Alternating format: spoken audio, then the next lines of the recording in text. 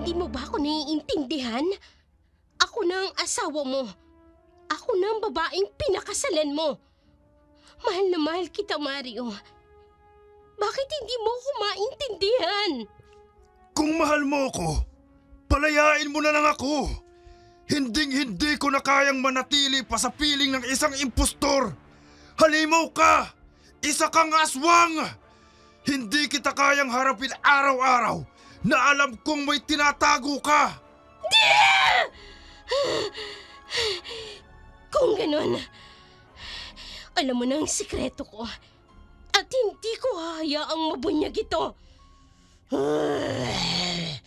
Hindi ako magdadalawang isip na tapusin ka. Tuluyan ka nang nagpalit ng anyo. Huwag kang lalapit sa akin. Maawa ka. Hindi ko inaasahan na magiging ganitong lahat. Hindi ka kaawa-awa. Ang mga katulad niyong gahaman sa kapangyarihan. Mamamatay ka na. Hindi kita patatawarin sa pagtuklas ng lihim ko. Huwag! Pakiusap! Palayain mo na lang ako. Iyon ang lahat ng pera at ari-arian ko. Basta buhayin mo lang ako. Ibibigay ko sa iyo lahat.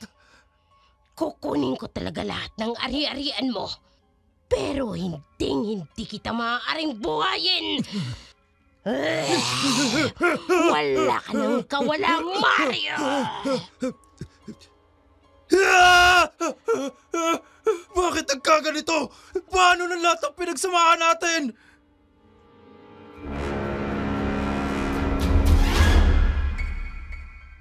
Mga kauragon, welcome sa Dark Shadows 101, ang dambayan ng mga matatapang at mga osusero ng lagim.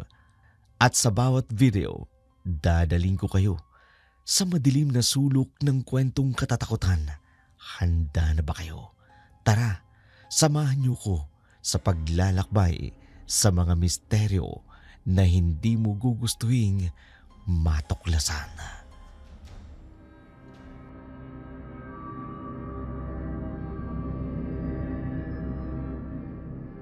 Sa mundo ng mga kababaihang obses sa kagandahan, walang makatatalo sa kilalang si Clara Amparo.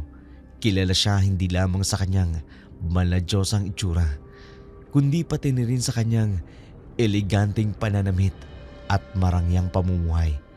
Si Clara ay isang halimbawa ng isang babaeng walang ititira pagdating sa pag-aalaga sa sarili. Mula sa pinong kutis, perpektong hubog ng katawan hanggang sa kanyang walang kupas na alindog. Sa loob ng 3 dekada, si Clara ay patuloy na hinahangaan ng maraming mayayamang kalalakihan na humantong sa pagkakaloob ng kanilang mga puso at kamay. Sa kasal. Ngunit sa kabila ng kanyang kagandahan at karesma, isang bagay ang hindi alam ng kahit na sino: ang kanyang tunay na pagkatao. Ika-26 na araw ng buwan ng Pebrero, ikinasal si Miss Claro Amparo kay Mr. Mario Echeverri. Sa wakas, Clara, akin ka na. Hindi ko akalain na magiging ganito ko kasaya. Hindi ko sukat akalain na makikilala kita at magiging akin ka. Mahal ko, salamat sa pagdating mo sa buhay ko. Ngayon alam ko na ang ibig sabihin ng tunay na kaligayahan. Hindi ko na maiisip pa ang buhay ko na wala ka sa piling ko. Ako dapat ang magpasalamat, Clara. Dahil inakala kong wala nang magmamahal pang muli sa isang katulad ko. Ikaw ang nagbigay ng bagong pag-asa sa akin. Hindi ko akalain na darating ka sa buhay ko. Parang isang himala.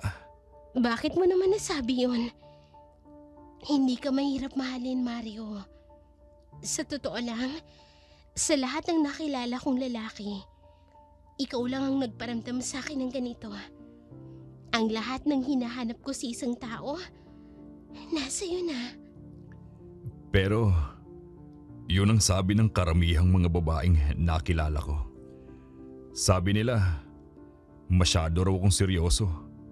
At dahil sa yaman ko, hindi ko alam kung totoo bang nararamdaman nila para sa akin. Madalas, iniisip ko na baka ang yaman ko lang ang habol nila. Bulag sila. Hindi nila alam kung anong pinakawalan nila nang hindi ka nila sinagot. Isang seryosong lalaki. Mario, yun ang pangarap ng maraming babae. Ako lang sigurong nagkaroon ng swerte na makuha ka. Hindi nila alam kung anong nawala sa kanila. Kaya nga, napilitan akong magpanggap na isang ordinaryong tao. Ayokong mahalin nila ako dahil lang sa pera o sa yaman ko.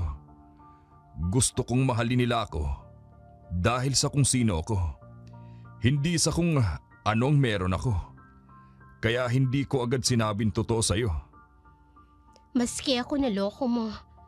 Akala ko isa ka lang tindero ng prutasan sa palengke. Yun pala, ikaw ang may-ari ng buong market sa baryong ito.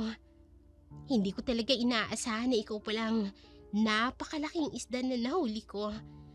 Napakaswerte ko talaga, Mario. Nataon lang yun. Wala yung mga tauhan ko eh. Mansanas lang ang nasa harapan ko. Kaya, yun agad ang inoffer ko sa'yo. Akala ko nga, hindi mo papansinin ang simpleng tenderong kagaya ko. Ang sabihin mo, nabihag ko na agad ang puso mo. Kaya mansanas ang nadampot mo kasi ako na ang apple of the eye mo. Hindi mo lang agad masabi dahil nga sa hiya mo. Makatatanggi pa ba ako? Totoo naman yun eh. Napakaganda mo kasi. Kaya hindi ko na napigilan ang sarili ko na mahulog sa'yo. Alam ko na ikaw na ang para sa akin nung una pa lang kitang makita. Shh, ano ka ba? Nakakahiya, ang daming tao. Huwag mo muna akong panggigilan. Hindi ba pwedeng mamaya na lang? Baka isipin ng mga bisita natin, hindi mo na ako mapigilan. Hey! Mr. and Mrs. Echeverry, mamaya na kayong magharutan dyan. Andirito pa kami mga bisita nyo. Baka isipin nila, hindi nyo na kami napapansin. Pare, so glad you came. Hindi kumpletong kasal namin kung wala ka. Salamat sa pagpunta. Ang kasal ko ay hindi magiging masaya kung hindi mo ito nadaluhan. Palalampasin ko ba ang kasal ng closest friend ko? Di pwede yun oh. Ako pa ba? Lalo na't alam kong napakasaya mo ngayon. Hindi pwedeng wala ako sa espesyal na araw mo no? Salamat talaga pare. At teka, nasa na ba ang nobya mo? Hindi mo ba siya kasama? Dapat sinama mo na siya para makilala na rin namin. Sana makita mo rin ang para sa'yo. Katulad ng nakita ko si Clara. Wala akong nobya. Hindi pa ako nakakahanap ng babaeng magpapatibok ng puso ko eh. Ha? Bakit naman? Ang hina mo naman pare. Hindi ka pa naiinggit sa akin? Look at me. Happily married. Kailan ka pa ba mag-aasawa? Pare, baka naman na nagpapaligoy-ligoy ka lang. Sad to say, walang nagkakamali. Munti ka na sana. Natisod pa. Pero alam mo, may mga pagkakataon talaga na hindi lahat ng bagay nangyayari ayon sa plano natin. Minsan, kailangan lang natin maghintay. Sino ba kasing maswerteng babae yun at babagal-bagal ka pa? Ano ba kasing nangyari? Baka naman kailangan mo lang ng konting push. Mahal, mamaya mo na kausapin si Eman. Marami pa tayong bisitang dapat estimahin. Hindi dapat maiwan ang mga bisita natin. Oo nga pala. Sige, mamaya na lang pare ha. Pasensya ka na. Medyo busy lang kami ngayon. Pero mamaya, usap tayo ha. Pero tandaan mo, nandito lang ako para sa'yo. Lokong Emma na to. Kung ano-ano pang ikinikwento. Mabuti na lang at naputol ang usapan nila. Hindi ko gustong pinapahiwatig niya. Dapat mag-ingat ako. Sige pre. Inuman na lang tayo kapag may pagkakataon. Sa ngayon, enjoyin mo na lang ang bagong buhay mo. At tapos, magkwentuhan tayo pag may oras na tayo. Si Mario Echeverry, isang tahimik at simpleng negosyante, binata hanggang sa pagtungtong sa edad na 25 anyos. May takot siya sa mga babaeng lalapitan lamang siya dahil sa kanyang kayamanan. Kaya't mas pinili niyang mabuhay ng simple at malayo sa buhay na marangya. Ngayon sa edad na 35, nagbago ang lahat. Lalo nang makilala niya si Miss Clara Amparo, ang babaeng may maladyosa ang ganda. At katangi-tangi ang nagpabago ng kanyang pananaw sa pag-ibig. Hindi gaanong kagapuhan ang binatang si Mario dahil nasanay siya sa ordinaryo niyang pamumuhay. Hindi siya kinaiinteresahan ng mga babae sa kanilang bayan. Walang gaanong nakaaalam na si Mr. Mario Echeverry ang tanging nagmamay-ari ng buong palengke sa munisipyo ng Ligaya. Nang maikasal sila, doon lang nila nalaman na nakabingwit ng malaking isda si Clara Amparo. Aminin man nila sa hindi, sila ang mga mag-asawang kinaiinggitan ng nakararami. Si Mario ang pinakamayamang bachelor ng munisipyo ng Ligaya at si Clara Amparo ang magandang dayon na kinahuhumalingan ng halos lahat ng lalaki sa kanilang baryo. Sa unang linggo ng kanilang pagsasama, may napansin si Mario na kakaiba sa kanyang asawa. Clara, napansin ko lang, hindi ko pa pala nakikitang wala kang make-up mula nung nagsama tayo. Kahit sa umaga, bago tayo mag-almusal, lagi kang nakaayos. Parang hindi kita nakikitang walang kahit anong make-up. Talaga? Baka hindi mo lang napapansin, mahal. Gusto ko kasi palagi akong maganda para sa'yo. Ayoko namang magmukhang haggard kapag kasama kita. Gusto ko, lagi akong presentable sa paningin mo. Oo nga. Pero kahit sa umaga, bago tayo mag-almusal, lagi ka nakaayos. Parang may kulang lang kapag hindi ka nagme-makeup ano. Hindi ba nakakapanibago yun? Ganun talaga ako, mahal. Sanay na akong mag-ayos kahit kailan. Gusto ko, laging maganda ang itsura ko. Kahit sa mga simpleng oras lang, gusto ko pa rin maganda ako sa paningin mo. Pero minsan kaya, pwede ko bang makitang natural ang itsura mo? Yung ikaw lang. Walang kahit anong pampaganda. Yung tipong simpleng Clara lang. Bakit naman? Hindi mo ba nagugustuhan ng itsura ko kapag nakaayos ako? Gusto ko kasi laging masiyahan ka sa akin eh. Ayoko naman magmukhang ordinaryong tao lang. Hindi naman sa ganoon. Pero alam mo yun, parang gusto ko lang makita ang natural mong ganda. Yung ikaw talaga. Minsan kasi nakakamiss din yung simplicity. Mahal, wag mo na kasing intindihin yun. Mas maganda naman na lagi akong presentable, di ba? Para sa'yo din naman to. Gusto ko lagi akong maganda sa paningin mo. Hindi ba mas okay yun? Alam ko. Pero parang may iba eh.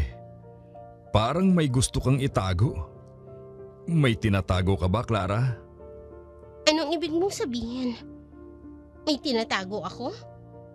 Hindi ba sapat na tapat ako sa'yo, Mario? Ay, hindi ko lang kasi maiwasang magtaka. Hindi pa kita nakikitang walang make-up. Normal lang naman na tanungin ko, di ba? Gusto ko lang namang malaman ng totoo. Para sa ating dalawa.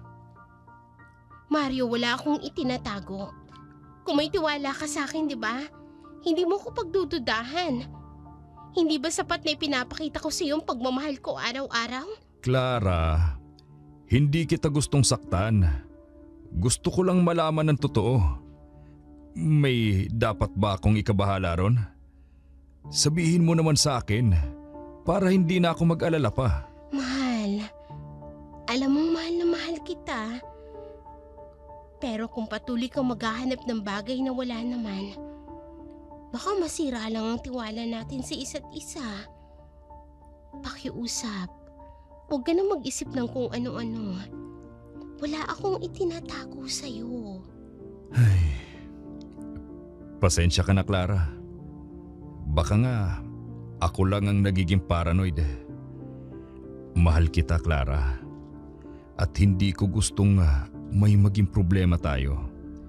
Hindi ko rin gustong magtaka. Pero hindi ko lang talaga mapigilan. Mahal ko, huwag mong hayaang sirain ang mga duda mong meron tayo, ha? Magtiwala ka sa akin. Ako ang mahal mo at wala akong itinatago sa'yo. Ay, sige mahal ko. Magtitiwala ako. Pero sana, kung may mga pagkakataong magtatanong ako, sana sagutin mo ako ng totoo. Ayokong mag-isip ng kung ano-ano, Clara. Wala kang dapat na alalahanin. Ako ang mahal mo at wala akong itinatago sa'yo. Pangako ko yan, Mario. Basta magtiwala ka lang sa akin. Nagsama-sama ang mga kaibigan ni Mario sa isang simpleng salo-salo upang ipagdiwang ang kanyang masayang pag-iisang dibdib kay Clara. Ang maliit na pagtitipon ay puno ng tawanan at kasiyahan, ngunit ang pinakamasarap na pinag-uusapan ay si Mario mismo.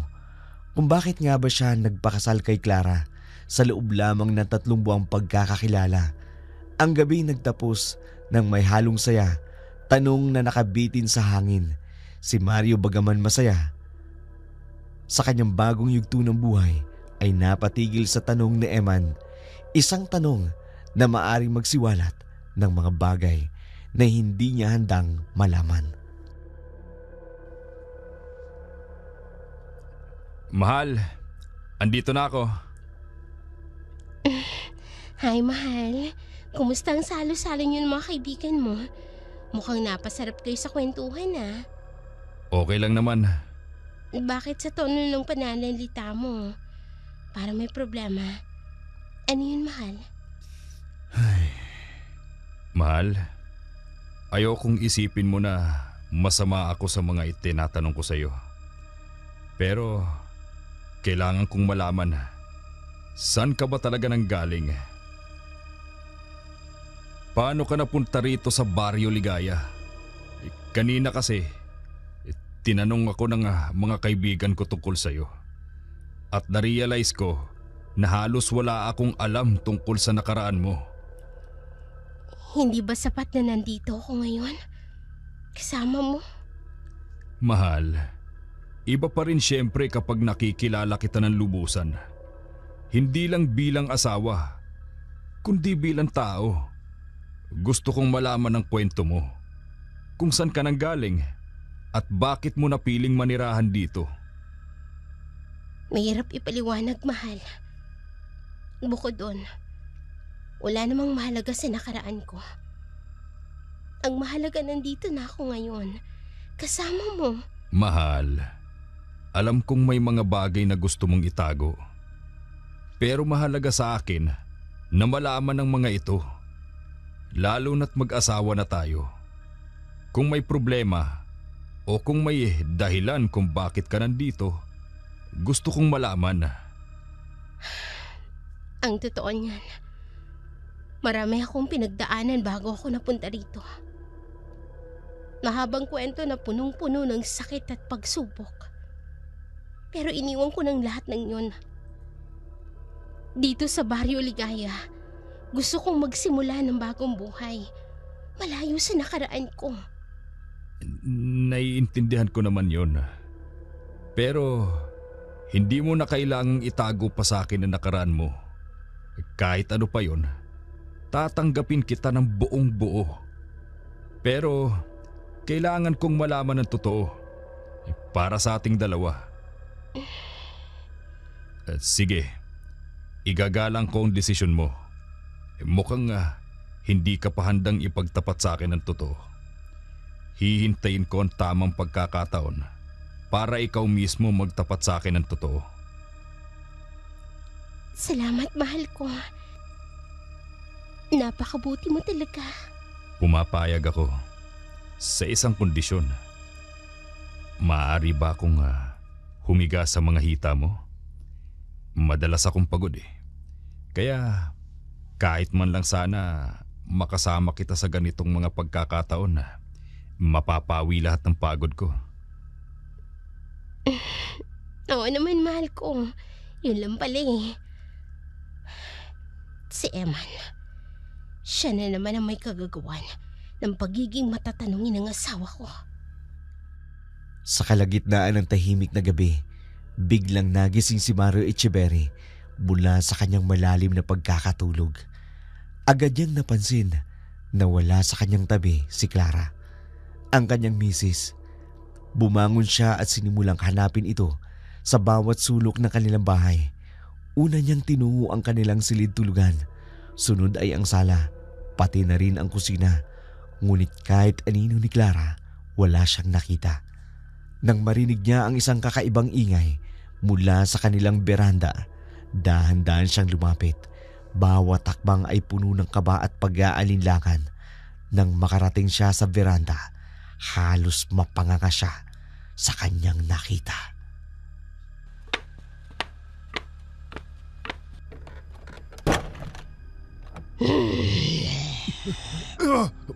Sino ka? Anong ginagawa mo rito sa pamamahay ko? Hindi. Nakita niya ako. Diyos ko! Anong klase ka nilalang? Nakatatakot ang iyong muka! Isa kang aswang! Hinday! Huwag kang umalis! Saan ka pupunta? Hindi ko na malayang gising na pala siya. Saan ako ngayon pupunta? Sandali! Bumalik ka rito! Kinakausap pa kita! Kailangan kong malaman kung sino yon at anong ginagawa niya dito. Tatalo na ako rito sa balkonahe para hindi niya na ako basta mahabol. Hoy! Sandali! Ang bilis niyang kumilos. Tinalon niya lang ng mataas na balkonahe ko. Taliwas sa kanyang itsura ang liksi at bilis nitong kumilos. Hindi ko man lang siya naabutan. Kailangan ko pa rin siyang habulin. Magmamadali ako. Pababa ng hagdan. Baka sakaling mahabol ko pa siya dun sa tapat ng aming pintuan. Hindi pa panahon na malaman niya agad ang totoo. Hindi ko pa nakukuha ang lahat ng kailangan ko. Pinili tinabol ni Mario ang nilalang na kanyang nakita. Sa itsura nitong nakatatakot, may mahabang puting buhok, kulubot at mabalahibong balat. Ang mga kamay ay may mahahabang mga kuko. Hindi siya nagdalawang isip na habulin ito kahit alam niyang maaari siyang mapahamak. Nang makarating siya sa tapat ng kanilang pintuan, agad niya itong binuksan. Hindi niya inaasahan ang kanyang makikita. Clara? Oh, anong ginagawa mo rito? Bakit ganyan ang itsura mo? Ha? Teka, bakit ka naririto? Saan ka galing? Wala ka bang nakita o nasa lubong man lang nakakaibang nilalang? Kakaibang nilalang? Saan? Diyos ko, pinasok na ba tayo ng magnanakaw? Hindi. Hindi ito magnanakaw. Isang aswang na napakabilis kumilos. Mahal, kanina pa ako rito sa labas. Wala akong nakita. Kung nakasalubong ko man yun, dapat kanina pa ako nagsisigaw sa takot. Clara? Oh, bakit ganyan ka makatingin sa akin? May dumi ba ako sa mukha? May hindi ka ba nagustuhan sa aking itsura? Totoo ba tong nakikita ko? Wala kang kahit anong inilagay na makeup sa iyong muka? Oo. Naku, nakakahiya. Kaya nga ba ayoko magpakita sa'yo na ganito ang ayos ko. Hindi sa akin bagay. Ay, Clara. Sandali lang, mahal ko. Bakit mo naman ako biglang kinabig papalapit sa'yo? Clara, Mario, hindi ko inaasahang mas maganda ka pala nang walang kahit anong kolorete sa iyong muka. Nasasabi ka kung maangkin ka ngayong gabi. Mario, sandali. Huwag tayo rito sa pintuan. Masyado kang mainit. Hindi pa natin napagsasaluhan ng una nating pulot gata. Kaya hayaan mong makaniig kita. Mario? Yun ang unang napakatamis na gabi na kanilang napagsaluang mag-asawa. Napawi ng gabing yun ang lahat ng kanyang pagdududa at katanungan. Sa natural na gandang nakita niya kay Clara, nakumpirma niya na wala itong inililihim sa kanya. Simula noon, hindi niya na pinigilan pang mag-ayos ito ng kanyang mukha. Mas natatakot pa nga siyang makita ng ibang tao ang mukha niyang walang kolorete dahil mas nangingibabaw ang malaporsilanan niyang kutis na binagayan ng makikipot at mapupula niyang mga labi. Mas lalo tuloy siyang naging bantay sarado sa kanyang misis na halos ayaw na nga niyang palabasin ng kanilang tahanan. Kadalasan, si Clara ay nananatili na lamang sa kanilang bahay at sa bawat araw na lumilipas, lalong lumalalim ang misteryo ng kanyang pagkatao. Ngunit natabunan ito ng matinding pagmamahal ni Mario sa kanya. Beautiful girl. Ang lapad ng ngiti natin pare Mukhang ang ganda ng gabi mo Medyo. Ang sarap pala ng meron kang asawang inuuwian. Mabutit maayos naman pala ang pagsasama niyong dalawa. Eman, okay ka lang ba? May problema ka ba? Parang may gusto kang sabihin Mario, pare, gusto lang sana kitang balaan. Mag-ingat ka. May narinig kasi ako tungkol kay Clara. May mga chismis na hindi maganda. Ano naman ba yan? Kaninong makating dila ng galing yan? Ayokong malaman. Puro kasinungalingan lang yan. Hindi mo ba talaga gustong malaman? Sinasabi nilang dati siyang biyuda sa lugar na tinitirhan niya noon. Isa pa, may nagsasabi rin na siya'y isang gold digger. Alam mo yung tipo ng babaeng nagmamahal lang dahil sa pera. Eman, tigilan mo yan. Alam mo naman kung gaano ko kamahal si Clara. At kahit ano pang sabihin mo, wala na akong pakialam. Kilala ko ang asawa ko. Hindi siya ganun. Pare, gusto lang kitang protektahan. Baka may tinatago siyang lihim na hindi mo matanggap. Eman, tama na. Mas mahalaga sa akin ang pagmamahal ko kay Clara kesa sa kahit anong chismis. Kung meron man siyang lihim, hahayaan ko na siya ang magsabi sa akin. Hindi yung pakikinggan kong sinasabi ng iba. Nagmamalasakit lang naman ako bilang kaibigan pare. Wala namang masama kung sasabihin ko sa iyo mga bagay na alam ko. Bakit? Gaano mo ba kakilala si Clara? Sa tono ng pananalita mo, parang mas marami ka pang alam tungkol sa kanya kesa sa akin na asawa niya. Kung sasabihin ko sa iyo, maniniwala ka ba? Binabalaan nga kita eh. Hindi mo naman pinakikinggan. Umamin ka nga sa akin. May pagtatangi ka ba sa asawa ko? Sa mga sinasabi mo, nahahalata akong may dati kayong ugnayang dalawa. Ay. Oo, inaamin ko. Minsan ko rin siyang niligawan at nagustuhan. Pero nung malaman kong kayo na, dumistansya na ako. Bago ang inyong kasal, may napabalitang kamatayan ng isang lalaking mayaman sa kabilang baryo ng Matikas. Anong kaugnayan nito sa asawa ko? Bakit mo dinadawit sa kamatayan ng lalaking yun ang asawa ko? Wala akong gaanong alam. Basta't pinag-iingat lang kita. Kilala si Clara Amparo bilang biyudang babae na kinahuhumalingan ng mayayamang kalalakihan. Tama na!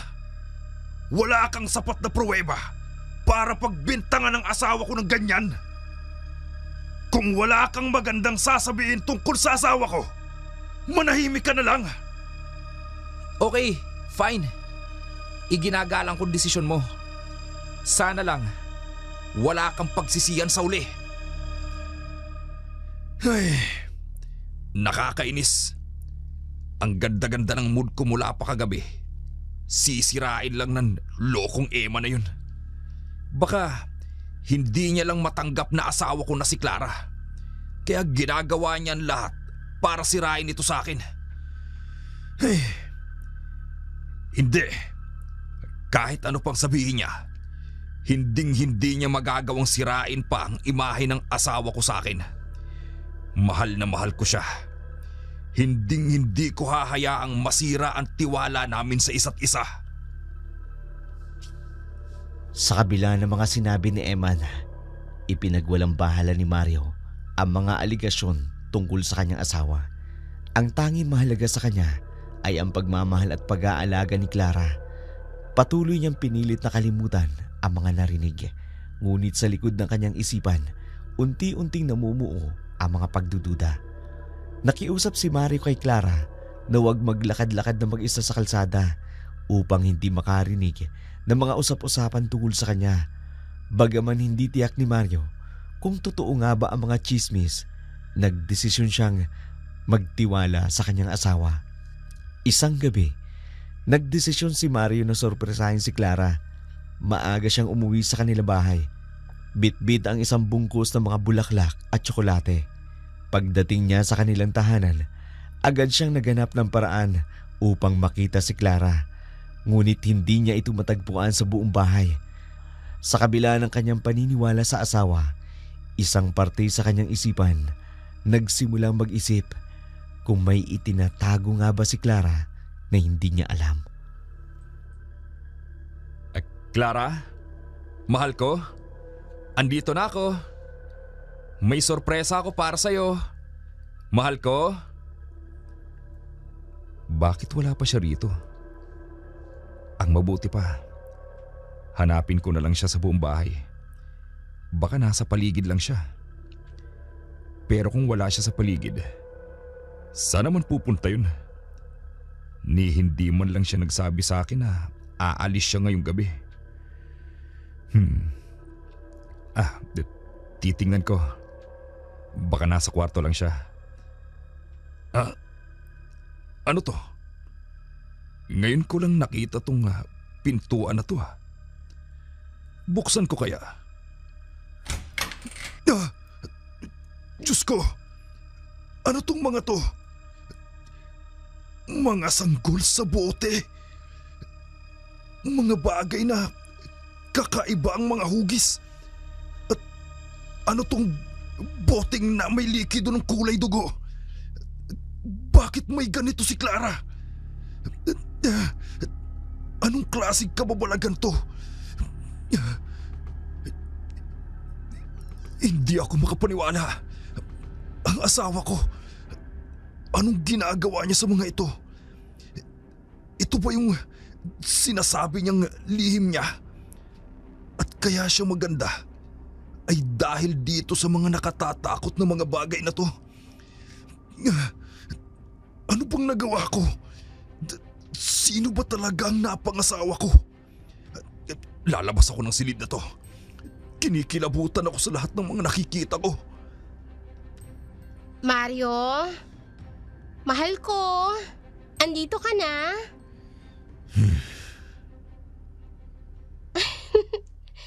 Wow! Mga bulaklak at chocolate? Para sa akin ba yan? Ang sweet mo naman. Mario, may problema ba? Bakit parang natigilan ka riyan? May problema ba? Clara, sagutin mo lahat ng itatanong ko. Ha? Bakit? Ano pa yun? Anong mga bagay ang naroroon at ginagawa mo sa closet mo? Ano yung mga nakita ko doon? Ha? Closet ko? Teka, ano nga bang meron at maaga ka yatang umuwi? Huwag mong ibahin ang usapan, Clara. Sagutin mo yung mga tinatanong ko. Anong meron sa closet mo? Yun ba? Kaya pala nagkakaganyan ang mukha mo. Wala yun. Mga koleksyon ko lang ang mga yun. Koleksyon? Mga sanggol sa garapon? Mga laman na hindi ko maintindihan o ano? At dugong nasa bote? Clara, ano ka ba talaga? Bakit mo to ginagawa? Mario, makinig ka na muna sa akin. Huwag kang mag-isip ng masama. Isa lamang itong hindi pagkakaintindihan. Pwes, ipaintindi mo sa akin. Sa ilang buwan nating pagsasama, ililihi mo pa sa akin? Habi ko lang naman ito. Wala kang dapat na ipag-alala. Display lang naman ang mga yun. Display? Clara, ito pa talagang hilig mo? Bakit hindi mo sinabi sa akin na ganito ka? Mario, mahal kita. Yun na lang ang isipin mo. Kung ano man yung mga nakita mo, kalimutan mo na yun. Huwag kang matakot sa akin. Ako pa rin to. Si Clara, na asawa mo. At wala naman talagang magbabago. Clara, hindi ko alam. Ang dami kong iniisip ngayon. Hindi ko alam kung anong totoo at kung anong hindi. Ang dami mong hindi sinasabi sa akin. At ngayon, nalilito ko.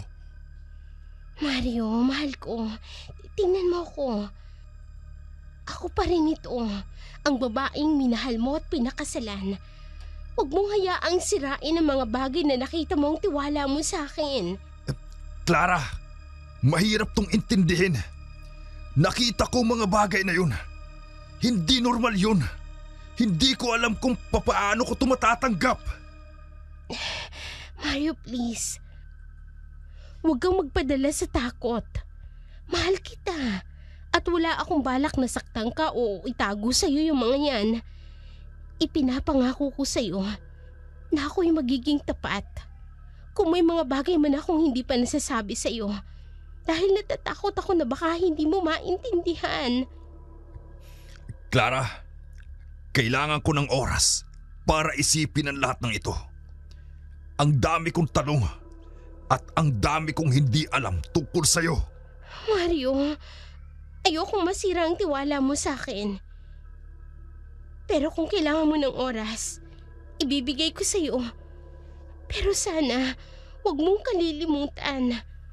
Mahal na mahal kita. Ang gabi na yun ay naging simula ng mas matinding pagdududa ni Mario sa kanyang asawa.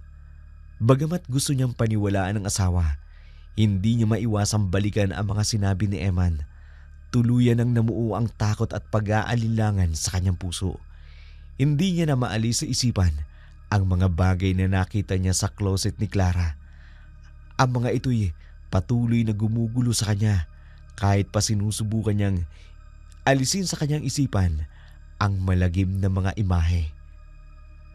Habang lumilipas ang mga araw, nagsisimula nang umiwas si Mario kay Clara. Naging tahimik siya at laging malalim ang iniisip. Kapansin-pansin ang pagbabago ng kanyang mga asal. Unti-unti niyang nilalayo ang sarili mula sa kanyang asawa. Hindi na rin siya masyadong umuwi na maaga at mas pinipiling manatili sa trabaho upang iwasan ang mga katanungang gumugulo sa kanya. Napansin naman ni Clara ang pagbabago kay Mario. Bagaman patuloy pa rin siyang nagpapakita ng pagmamahal sa asawa, ramdam niya ang layo nito sa kanya. Hindi na katulad ng dati nilang pagsasama. Wala na ang dating tamis at lambingan. Sa halip, kapansin-pansin ang malamig na trato ni Mario kay Clara. Ito ay labis na nagdulot ng kalungkutan sa kanya. Isang gabi, habang nakaupo sa kanilang beranda, pinagmasdan ni Mario ang mga bituin. Sa kanyang isipan, patuloy siyang nagtatanong, bakit kailangan mangyari ang mga ito? Ang kanilang dating masayang pagsasama ay unti-unting naging isang bangungot. Wala siyang mapagpapahinga ng kanyang damdamin at sa bawat sandali, patuloy niyang pinipilit na intindihin ang mga bagay na bumabagabag sa kanya. Sa kabila ng kanyang pagmamahal kay Clara, hindi niya maiwasang magduda. Sino nga ba talaga ang napangasawa niya? Habang nagmumuni-muni si Mario, biglang lumapit si Clara. Dala ang isang tasa ng mainit na kape. Mario, gusto mo ba ng kape? Ipinagluto kita ng paborito mong barako. Alam ko mahirap ang pinagdadaanan mo ngayon. At alam ko rin na maraming bagay ang gumugulo sa'yo. Pero sana, maibsan kahit papaano ang bigat ng iyong damdamin. Salamat, Clara. Pero alam mo, kahit gaano ko man gustong tanggapin ang lahat ng ito, ang hirap. Naiintindihan kita. Kung ako man ang nasa iyong kalagayan, marahil ganun din ang mararamdaman ko. Pero gusto ko lang na malaman mo, mahal kita at hindi kita pababayaan. Sana sa kabila ng lahat, manatili ang pagmamahal natin sa isa't isa. Clara, kailangan ko ng oras para ayusin ang mga iniisip ko. Mahal kita, pero kailangan kong unawain kung paano ko maipagpapatuloy ang buhay na ito na puno ng mga tanong at takot. Mario, huwag kang mag-alala. Maghihintay ako. Handa ako magbigay ng espasyo para sa iyo. Pero sana, huwag mong isarado ang puso mo para sa akin. Lahat ng ito lilipas din. Sana, mahanap natin ang sagot sa lahat ng ito.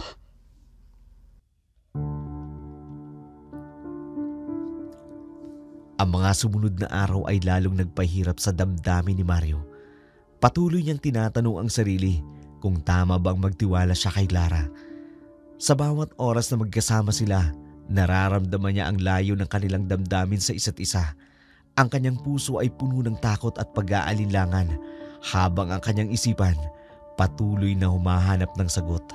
Isang gabi, nang hindi na makatulog si Mario, nagpasya siyang muling tingnan ang mga bagay na nakita niya sa closet ni Clara. Tahimik siyang bumangon mula sa kama. Naglakad papunta sa kwarto. Nang muling buksan ang pintuan, doon niya nakita ang mga bagay na muling nagpatibay ng kanyang takot. Ang mga ito'y tila humuhubog ng isang kwentong hindi niya matanggap.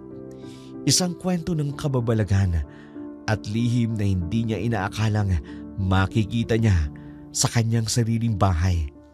Habang nakatitig sa mga garapon ng botelya na may mga likido, napapikit si Mario, nagtanong sa sarili, ano ba talaga ang pinasok ko? Ano ba talaga ang nangyari sa buhay ko? Kinikilabutan siya sa mga sagot na maaaring dumating. Kinikilabutan siya sa mga sagot sa mga tanong niya, ngunit alam niyang hindi niya kayang takasan ang katotohanan. Eman, mag-usap tayo. Clara, anong ginagawa mo dito sa ganitong oras ng gabi? Mabutit pinayagan ka pang lumabas ni Mario. Tigilan mo ng panggugulo sa buhay naming mag-asawa. Huwag ka nang mangialam pa sa pagsasama namin. Bakit, Clara? Pakikialam na ba yung binabalaan kong kaibigan ko tungkol sa'yo? Eman, bakit mo ba ito ginagawa? Hindi mo pa rin ba tanggap ang katotohanan? Itigil mo ng pagpapanggap mo bilang isang mabuting kaibigan kay Mario. Hindi ako nagpapanggap. Totoong nagmamalasakit ako sa kaibigan ko. Pera lang ang habol mo at hindi pagmamahal. Tigil ka, Eman! Kahit ganito ako, marunong pa rin naman ako magmahal. At natagpuan ko na yun. Kaya kung maaari, layuan mo na kaming mag-asawa. Kung pagmamahal pala ang hanap mo, bakit hindi pa rin ako naging sapat? Bakit, Clara? Bakit sa kabila ng ginawa ko para sa'yo, pagiging magkaibigan lang ang damdaming na ibibigay mo sa akin? Dahil ba sa hindi ako mayaman at wala akong mga ari-arian tulad ni Mario? Eman, kahit ano pang gawin mo, kaibigan lang talaga ang turing ko sa'yo at hindi na magbabago yun. Talaga ba? Hindi ba't ako lang ang lalaking kayang ibigay sa iyo ang lahat ng kailangan mo? Ako lang ang may kakayahang punan ng mga luho mo. Lalo na yung mga bagay na kailangan mo para mapanatili ang kagandahan mo. Mga test tube babies, mga bangkay na kinukuha ko para sa gutom mo, at dugo na iniinom mo at ginagamit mo sa balat mo. Noon yun, Eman. Iba na ngayon. Matagal ko nang sinubukang tanggalin ang lahat ng yun sa buhay ko. Mahal ko si Mario. At gagawin ko ang lahat para manatili siya sa akin at mahalin niya pa rin ako. Magbago? Hindi ako naniniwala. Hindi ganun kadaling magbago ang isang aswang na katulad mo. Tama na, Eman. Gusto kong patunayan sa sarili ko na kaya kong magbago. Kaya pakiusap. Itigil mo ng paninira mo sa akin at kay Mario. Alam kong ikaw ang dahilan ng kakaibang ikinikilos niya sa akin. Sa tingin mo ba, papayag ako? Sa dinami-dami mong nabiktima noon, hindi ako naniniwala. Darating ang panahon na ganun din ang gagawin mo kay Mario. Oras na tanggihan na niya ang pag-ibig mo dahil sa lihim mo. Kaya bago pa mangyari ang mga bagay na yon, sasabihin ko kay Mario ang lahat ng tungkol sa'yo. Malalaman niyan lahat at titiyakin ko masisira ang buhay mo. Hindi kita hayaang sirain mo ang buhay ko. Hindi mo kailanman masasabi kay Mario ang totoo. Itong bagay sa'yo. Clara, napakalupit mo talaga. Pati ako, nagawa mong patayin. Hindi ko hayaan na malaman ni Mario ang lahat ng ito. Mahal ko siya. At hindi mo na muling magagambalang pagsasama namin, Eman! Halimaw ka, Clara. Aswang, nagtatago sa likod ng iyong kagandahan. Tuliro ang utak ni Mario nitong mga nakarang araw. Halos hindi siya makapag-focus sa kanyang negosyo. Matapos siyang matuklasan ang closet ni Clara, hindi niya alam kung paano tatanggapin ang katotohanan na may kinababaliwang mga kakaibang bagay ang kanyang asawa. Sa kanyang kagustuhang gumaan ang pakiramdam, naisipan niya magtungo sa tahanan ng kanyang kaibigan. Subalit pagdating niya roon, laking gulat ni Mario nang bumungod sa kanya ang dugo ang katawan ni Eman. Hinang-hina ito at ang daming dugong umaagos sa kanyang katawan. Alam niyang malapit na itong bawian ng buhay.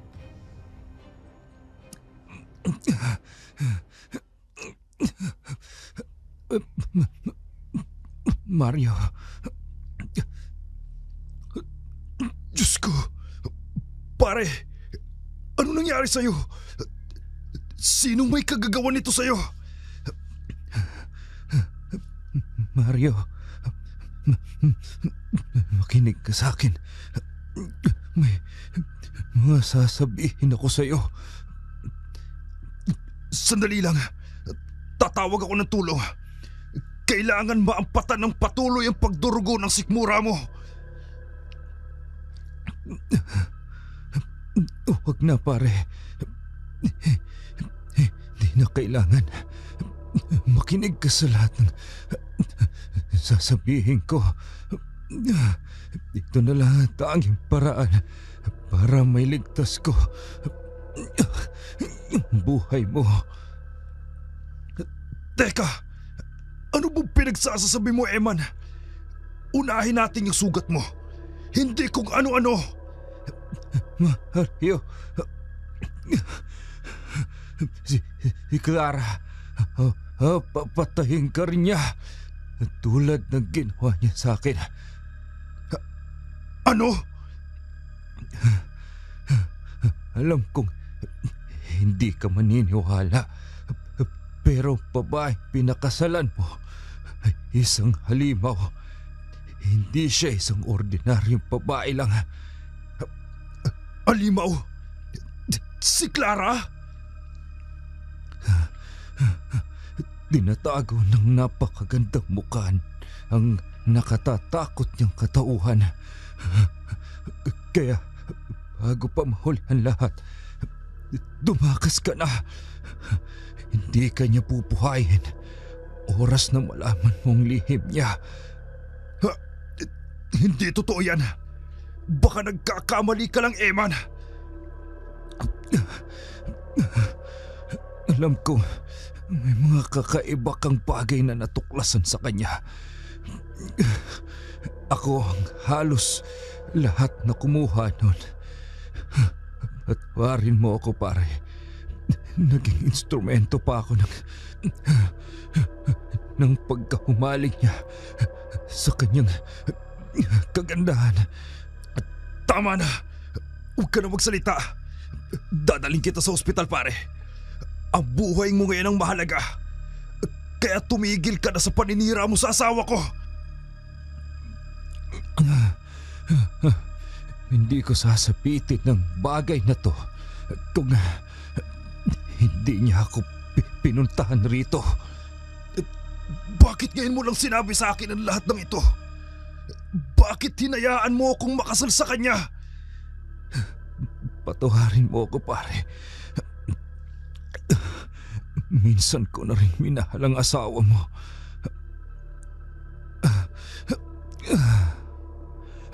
Ha? Hindi maaari ito. Mas lalo lang akong nalilito. Puwisit! Puwisit! Isa kang impostor, Clara. Nilinlang mo ako ng nakasusok ang pagkatao mo. Mamamatay tao ka. At isa kang halimaw! Matapos niyang maayos ang bangkay ng kanyang kaibigan, dumiretso pa uwi si Mario sa kanilang tahanan. Punong-puno ito ng galit at puot sa kanyang dibdib. Nakasalubong niya si Clara sa sala. Ngunit hindi niya ito pinansin. Dire-diretso siyang nagtungo sa closet ni Clara at ibinuhos ang lahat ng kanyang galit sa mga koleksyon na pinakaiingatan ni Clara. Sinira niya ang mga garapon, binasag ang mga bote, itinapon ang lahat ng mga bagay na natagpuan niya. Nawala ang lahat ng tiwala niya kay Clara. Ang pagmamahal na dati napakalalim, ngayon ay natabunan ng galit at puot. Hindi niya na alam kung ano ang kanyang gagawin. Ang babaeng minamahal niya, ang babaeng pinakasalan niya ay isang halimaw. Isang nilalang na hindi niya akalaing magtatago sa likod ng kagandahan. Habang nagwawala sa galit, napansin niyang biglang pumasok si Clara sa kwarto. Mario, anong ginagawa mo? Bakit mo sinisira mga gamit ko? Clara! Lahat ng ito ay dahil sa'yo. Niloko mo ako. Nilinlang mo ako. Hindi ko akalain na ikaw pala dahilan ng lahat ng sakit at takot na nararamdaman ko ngayon. Mario, ano bang sinasabi mo? Bakit ka nagkakaganyan? Huwag ka na magpanggap! Alam ko na ang totoo. Sinabi na sa akin ni Eva ng lahat bago siya nalagutan ng hininga. Anong sinabi niya? Sinabi niya sa akin kung ano ka talaga. Isa kang halimaw, Clara. Isa kang aswang. na nagtatago sa likod ng maganda mong mukha. Mario, hindi mo naiintindihan. Ginawa ko ang lahat ng ito dahil mahal kita. Lahat ng sakripisyo, lahat ng lihim, lahat ng ito para sa atin. Hindi ko kayang tanggapin ang mga sinasabi mo. Wala nang halaga ang mga alibay mo, Clara. Ang totoo, halimaw ka. Isa kang mamamatay tao. Mario, pakinggan mo ako. Mahal kita at hindi ko gustong masira ang buhay mo.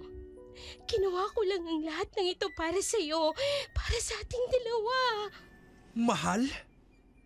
Mahal? Paano mo ako minahal kung lahat ng ito ay isang malaking kasinungalingan? Ha? Mario, Hindi na kita kayang mahalin, Clara. Wala na akong nakikitang tao sa'yo. Halimaw ka!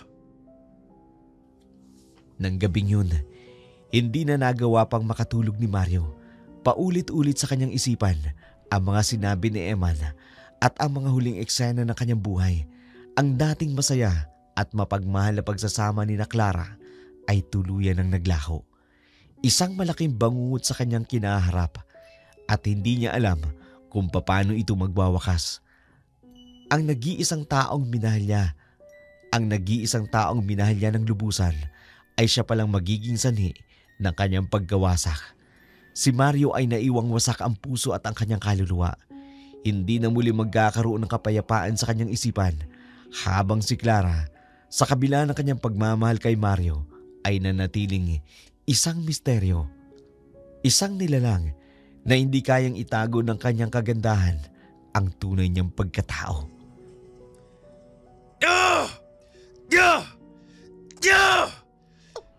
Itong bagay na ito! Lahat ng ito! mahal! Anong ginagawa mo? Bakit pinabasag mo ang lahat ng mga gamit ko? Hindi nararapat sa pamamahay ko ang lahat ng bagay nito! Tama na! Itigil mo na to! Mahalaga sa akin ang lahat ng yan. Hindi mo maaaring gawin yan! At bakit, Clara? Bakit hindi? Ano ba ang lahat ng ito? Sinabi ko na sa'yo. Habi ko lang ang mga yan. Sinungaling! Alam ko na ang totoo, Clara. Ang lahat ng yan ay gamit mo para sa katawan mo. Para sa personal na mga luho ng katawan mo. Hindi totoo yan. Sino may sabi sa'yo ng lahat ng yan? Tama ng pagpapanggap mo, Clara. Alam ko na ang totoo. Alam ko na kung para saan ang mga nakahihindik na sangkap mo para lang mapanatili ang kagandahan mo. Sinong isusunod mo? Ako? Magpapaliwanag ako, Mario. Talagang wala lang yung mga yan. Koleksyon ko lang naman sila. Matagal ko nang sinubukang itigil ang paggamit ko sa mga yan. Pakiusap. Makinig ka na muna sa akin. Makinig? Paano mo ipaliliwanag ang krimen na ginawa mo kay Eman?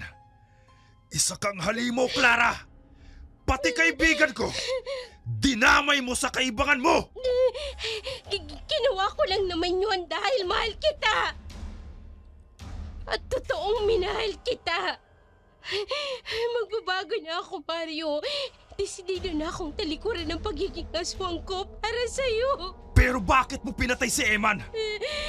Kung wala kang balak na masama, dapat hindi mo siya dinamay. Dahil pinangunahan niya ako. Pinakialaman niya ang ating relasyon. Hindi mo ba naiintindihan? Hinanlangan niya ang pagmamahalan natin dahil matagal na siyang may gusto sa akin.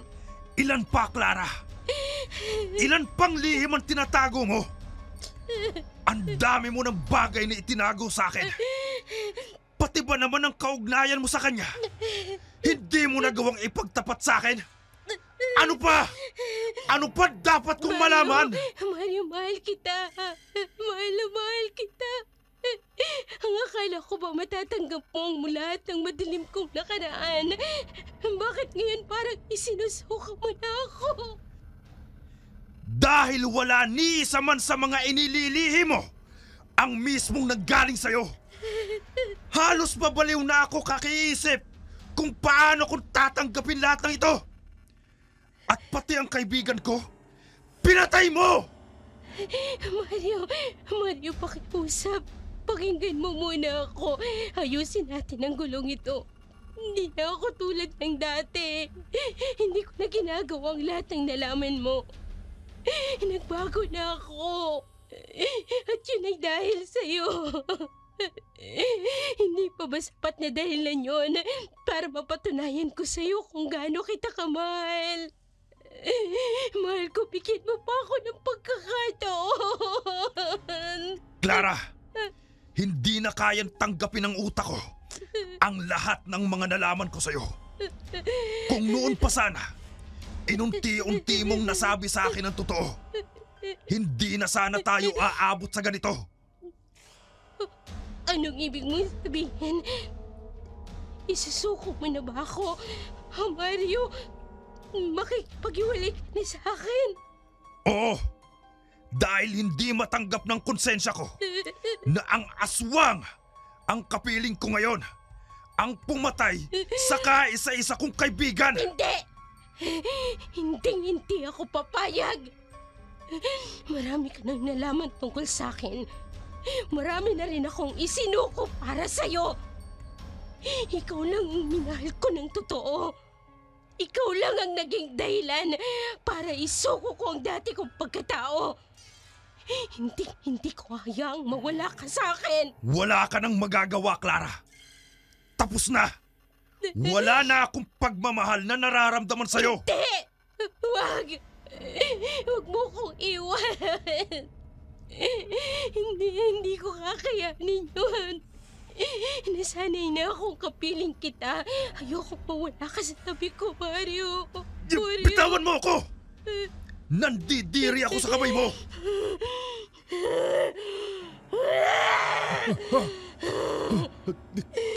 Clara! Ano nangyayari sa'yo? Hindi napigilan ni Clara ang magalit dahil sa sama ng loob sa lahat ng negatibong salitang binitiwan ng kanyang asawa.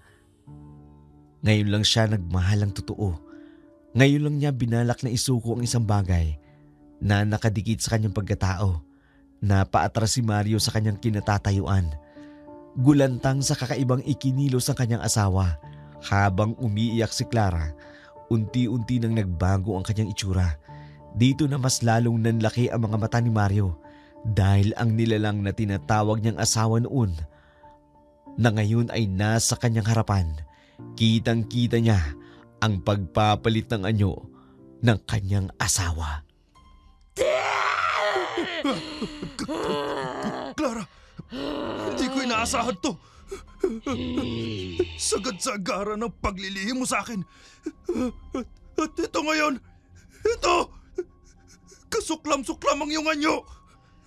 Mario, inaamin kong nagkamali ako. Pero sa tono ng pananalita mo, wala na akong karapatang maipakita sa iyong pagbabago ko. Wala nang natitirang pagmamahal sa puso ko, Clara. Hindi ko kayang manatili sa tabi ng isang halimaw. Wala nang dahilan para itago ko pa sa'yo ang huling pinakatatago kong lihim. Sapat na sa akin ang lahat ng nalaman ko. Tatapusin ko ng ugnayan ko sa'yo. Kung hindi ka rin lang mananatili sa piling ko, mas mabuti pang matulad ka na lang sa mga lalaking minsan na naging parte ng buhay ko. Hindi ko hayaang may siwalat mong totoo sa iba. Nagnanais pa rin naman ako mabuhay ng tahimik kahit mawala ka na!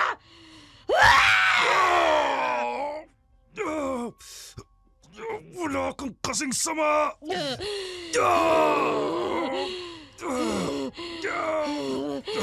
Patawarin mo, Mario.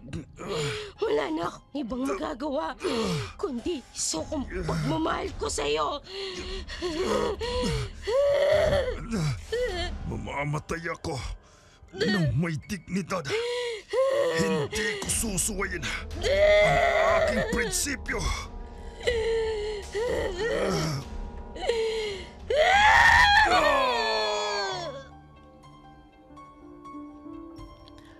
Masamang-masama ang loob ni Clara sa kanyang nagawa. Tangang duguan ang katawan ni Mario. Ito ang kauna-unahang pagkakataon na pinagsisihan niya ang pagpatay niya sa kanyang naging asawa. Ang una at totoo niyang pag-ibig. Dahan-dahan niyang binuhat ang bangkay ng kanyang asawa. Nagpasya siyang dalhin niya ito sa kanyang pag-alis. Iniwan niya ang kanilang naging tahanan. Lahat ng perang kanyang nalikom sa mga nakaraang nakarelasyon, tuluyan niya na ring iniwan. Kontento na lamang siyang makasama ang kanyang asawa. Maging ito man ay isang malamig na bangkay. Nagtaka ang buong baryo Ligaya. Bakit biglang tumamlay ang kanilang palengke? Nagluksa ang lahat ng nalaman nilang na wala si Mario sa kanilang tahanan. At ang tanging naiwan ay ang kanyang mga ari-arian. Mga kauragon, salamat sa pagsama sa isa na namang gabi ng katatakutan. Maraming salamat sa pagsama sa isa na namang gabi ng katatakutan at misteryo dito sa Dark Shadows 101. Huwag kalimutang mag-subscribe. Huwag kalimutang mag-subscribe, i-like ang video at i-share para hindi mahuli sa mga susunod na kabanata ng lagim. Tandaan, bawat dilim, hindi mo alam kung sino ang sumusunod sa'yo. Hanggang sa muli, mag-iingat kayo at huwag kalilimutang bantayan ang inyong mga anino dahil baka hindi lang ikaw ang naririyan. Paalam mga kauragon, ito si Dark Shadow. Shoutout po sa mga nakakasama ko sa pagbike sina John Mark Santa Rosa, Lance Jacob Sabaliege, John Mark Loyol, Soriel Garcia, De La Rosa Nil. Shoutout din po sa ating mga masugid na taga-subaybay, sina Paula Gurao Official, Marina Bernal, Juwon Kabayan, Lovely Plaza, Charlene Gumansing, Nelia Mendoza, Elmer Mancera, Michelle Cagadas, Jocelyn Velez, Sef Falve, Dominga Virginia de Los Santos, Sheer, Feli Briones, Nia Verdadino, Vincent, Jackie Asterlao, Corazon Nereve, Yolanda Pabregas, Carlos Cuala, Cyrek Gasella, Rina Cantumayor, Culambro, Elizabeth Horibia, Angeline Verdadino, Gemma Antipuesto, Christian Yani, Renz Bell, SJS Organics, Mark Gano, Richelle Sonyo, Risa Taruzan.